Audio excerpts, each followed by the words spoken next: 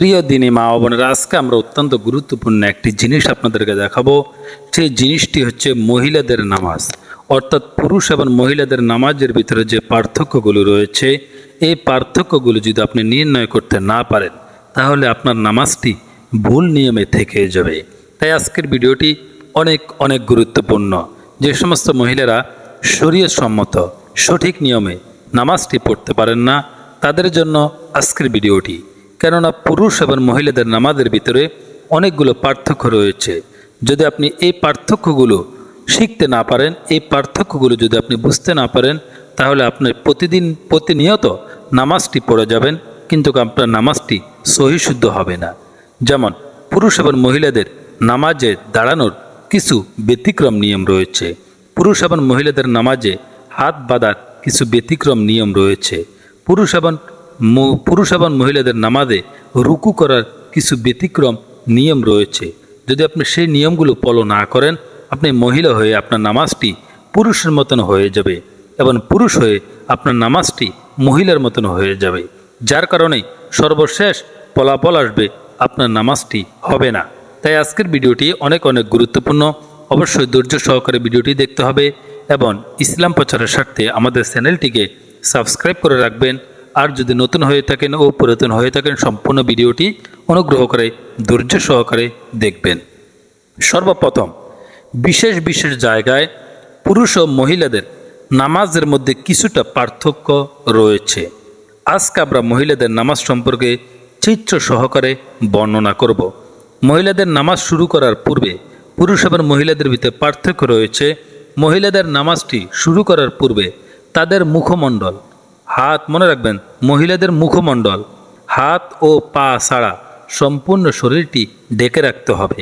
অর্থাৎ পুরুষ এবং মহিলাদের নামাজের মধ্যে পার্থক্যটি হচ্ছে মহিলারা তাদের মুখমণ্ডল, মুখ, হাত এবং পা, এই তিনটি জিনিস মনে রাখবেন। মুখ, হাত ও পা, এই তিনটি জিনিস ছাড়া আপনার সম্পূর্ণ শরীরটি আপনাকে ঢেকে রাখতে হবে।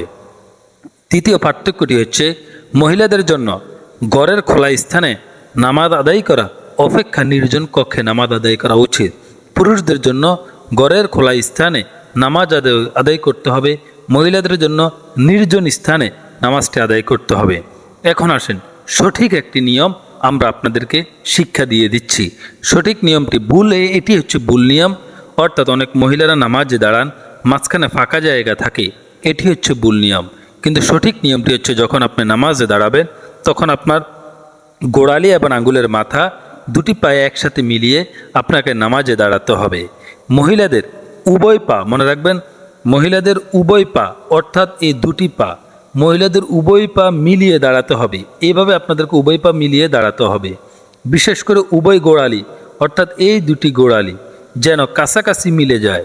দুই পায়ের মাঝখানে কোনো ফাঁক, এই ধরনের কোনো ফাঁক রাখা যাবে না। এখন আসেন, আমরা জানবো আপনি তাকবীরে তাহরিমা কিভাবে করবেন। এটি হচ্ছে ভুল নিয়ম। ভুল নিয়ম আপনারা দেখতে পাচ্ছেন, আঙ্গুলগুলো আপনার কাঁধ থেকে, সিনা থেকে উপরে চলে গেছে। সঠিক নিয়মটি হচ্ছে আপনার 10টি আঙ্গুল সিনার নিচে রয়ে গেছে। যেমন মহিলাদের তাকবীরে তাহরিমা বলার সময় উভয় হাত কান বরাবর উঠাবে না, অর্থাৎ উভয় হাত, ডান হাত এবং বাম হাত, উভয় হাত মহিলারা কান বরাবর উঠাতে পারবেন না, বরং কাঁধ বরাবর হাত উঠাবেন। বরঞ্চ এই যে দুটি হাত কাঁধ বরাবর আপনারা হাত উঠাতে হবে। আবার তাও হাত কাপড়ের ভিতর রেখে, কাপড় থেকে বাহির করে হাত রাখা যাবে না। আশা করি বুঝতে পেরেছেন। এখন দেখেন আপনারা হাত বাঁধবেন কিভাবে। হাত বাঁধার সঠিক যে নিয়মটি সেটি হচ্ছে আপনার ডান হাতটি বাম হাতের উপরে রাখবেন, বুকের উপর। যেমন মহিলারা পুরুষদের মতন নাভির নিচে, অর্থাৎ নাভির নিচে হাত বাঁধবেন না, বরং সিনার উপর, এই যে সিনার উপর শুধু বাম হাতের, অর্থাৎ এটি হচ্ছে বাম হাতের পিঠের উপর ডান হাতের তালু দ্বারা চেপে ধরবেন, ডান হাতের তালু দ্বারা বাম হাতের পিঠের উপর চেপে ধরবেন। এখন আসলে আমরা যে নিয়মটি জানবো সেটি হচ্ছে রুকু করার। এটি হচ্ছে ভুল নিয়ম। ভুল নিয়মটি কীরকম? মাথা, পিঠ সব সমান, এটি হচ্ছে ভুল নিয়ম। সঠিক নিয়ম মহিলাদের জন্য অল্প একটু মাথা ঝুঁকালেই সেটি সঠিক নিয়ম হয়ে যাবে। যেমন রুকুতে মহিলাদের পুরুষের মতন, এই যে পুরুষের মতন, রুকুতে মহিলাদের পুরুষের মতো কোমর সোজা রাখার দরকার নেই, কোমর সোজা রাখার কোনো দরকার নেই। মহিলারা কম ঝুঁকবে, অল্প একটু মহিলারা ঝুঁকবে। হাঁটুর উপর আঙ্গুলগুলো মিলিয়ে রাখবে, হাঁটুতে আঁকড়ে ধরবে না। এই হচ্ছে সঠিক নিয়ম। এখন আপনারা যে জিনিসটি দেখতে পারবেন, দেখুন রুকুর সময় যে কাজটি করবেন, মহিলারা রুকু করার সময় নিজের বগল ও বাহু মিলিয়ে রাখবেন, বগল এবং বাহু মিলিয়ে রাখবেন। পুরুষদের ন্যায় বগল ও বাহু পৃথক রাখা যাবে না।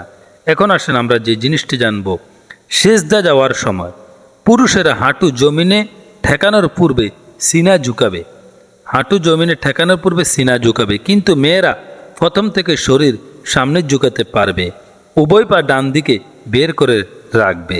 এখন আসেন আমরা এখন জানবো উভয় পা ডান দিকে বের করে কিভাবে রাখবেন। এইভাবে রাখবেন, আর বাহুর অবস্থা থাকবে মাটির সাথে মিলানো। যেমন মহিলারা সেজদায় রান প্যাটের সাথে এবং উভয় বাহু বগলের সাথে মিলিয়ে রাখতে হবে, এবং উভয় পা খাড়া করে রাখার পরিবর্তে ডান দিকে বের করে বিছিয়ে রাখতে হবে।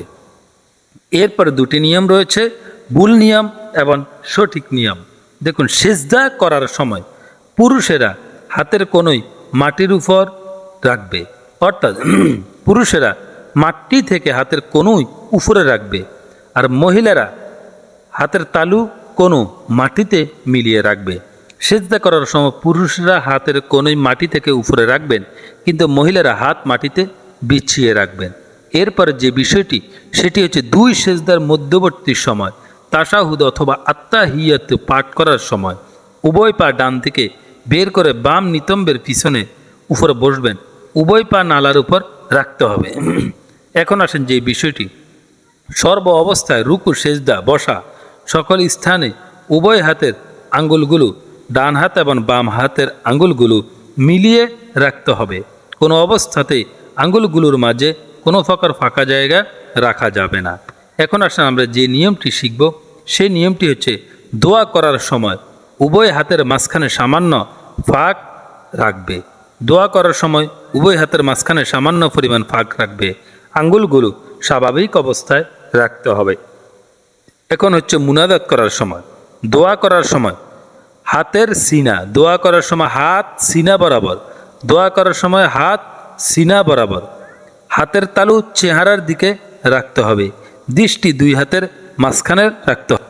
মহিলাদের নামাজে দাঁড়ানোর সঠিক পদ্ধতি, মহিলাগণ তাকবীরে তাহরিমা বলার সময় দুই হাত কান বরাবর হাত উঠাবে না, বরং কাঁধ বরাবর হাত উঠাবে, তাও কাপড়ের ভিতর রেখে, কাপড় থেকে বের করে রাখবে না।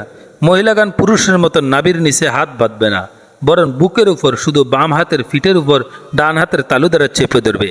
এখন আমরা যে বিষয়টি জানব, মহিলাদের হাত বাঁধার নিয়ম। রুকুতেই মহিলাদের পুরুষের মতো কোমর সোজা রাখার কোনো প্রয়োজন নেই, মহিলারা পুরুষের মতন কম ঝুঁকবে। মহিলাগণ রুকু করার সময় নিজের বগল বাহু মিলিয়ে রাখবেন, পুরুষের ন্যায় বগল বাহু পৃথক রাখবেন না। মহিলাগণ সেজদায় রান প্যাটের সাথে বাহু বগলের সাথে মিলিয়ে রাখবেন এবং উভয় পা খাড়া করে রাখার পরিবর্তে ডান থেকে বের করে বিছিয়ে রাখবেন।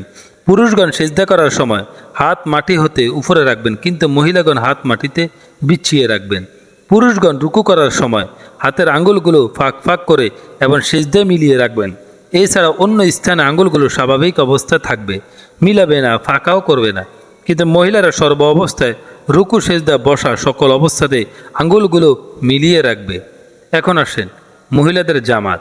মহিলাদের জামাত করা মাকরু, তারা একাকী নামাজ পড়বে, হ্যাঁ যদি ঘরের মধ্যে কেবল মুহরাম অর্থাৎ যাদের সাথে আজীবন বৈবাহিক সম্পর্ক হারাম ব্যক্তিগত জামাত করেছেন, এমন তো অবস্থায় মহিলাদের জামাতের শরীক হওয়াতে কোনো প্রকার দোষ নেই।